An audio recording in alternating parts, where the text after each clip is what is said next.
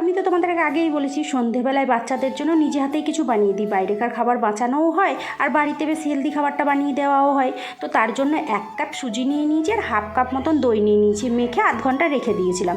তারপর এই সবজিগুলো কেটে নিয়েছি, সবজির ভিতরে আমি দিয়ে দিয়েছি গাজর কুড়ে দিয়ে দিয়েছি, বিনস দিয়ে দিয়েছি, ধনেপাতা দিয়ে দিয়েছি, টমেটো, বিনস, একটু আলু কুড়ে দিয়ে দিয়েছি, একটু আদা কুচি করে দিয়ে দিয়েছি, তারপরে পেঁয়াজ, কাঁচা লঙ্কা সমস্তটা দিয়ে দিয়েছি, একটু ভাজা মশলা উপর দিয়ে ছিটিয়ে দিয়েছিলাম। আমার ভাজা মশলা রেডিই থাকে, তোমাদের যদি না থাকে তোমরা জিরে গুঁড়ো দিয়ে করে দেবে, আর কয়েকটা গোটা জিরেও এর মধ্যে ফেলে দিবে।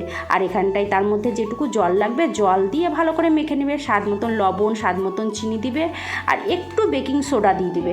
আর আমি একটু কালারের জন্য শুকনো লঙ্কার গুঁড়োও দিয়েছিলাম, তোমরা চাইলে এখানে গোলমরিচও দিতে পারো। দিয়ে তারপর সমস্তটা ভালো করে মেখে নেবে। মেখে নেওয়ার পর একটা কড়াইয়ের মধ্যে তেল ব্রাশ করে নেবে, ছোট্ট ছোট্ট করে দিয়ে ঠিক 1 থেকে 1.5 মিনিট ঢেকে রাখবে। 1-1.5 মিনিট পর খুলে আবার উল্টিয়ে 1-1.5 মিনিট ঢেকে রাখবে, আর ততক্ষণ চাটনিটা বানিয়ে নেবে। এখানে চাটনির মধ্যে ধনেপাতা, 2টো কাঁচা লঙ্কা, আদা, 2টো রসুন, একটু রোস্ট করা জিরে দিয়েছিলাম, আর একটু তেঁতুল ভিজিয়ে রেখেছিলাম, তেঁতুলের কাইটা চিপে দিয়ে দিয়েছিলাম, স্বাদ মতন লবণ, স্বাদ মতন চিনি দিয়ে ব্যাস চাটনিটা বানিয়ে নিলাম। এবার দেখতেই পাচ্ছ কীভাবে উল্টে পাল্টে এরকম করে ভেজে নিচ্ছি। ব্যাস ভেজে গরম গরম বাচ্চাদেরকে দিয়ে দাও, আর বাচ্চারা খুশি হয়ে দেখবে খেয়েও নেবে, সবজিও খাওয়ানো হলো আর হেলদি খাবারও খাওয়ানো হলো। কেমন লাগলো বলো তোমরা এবার।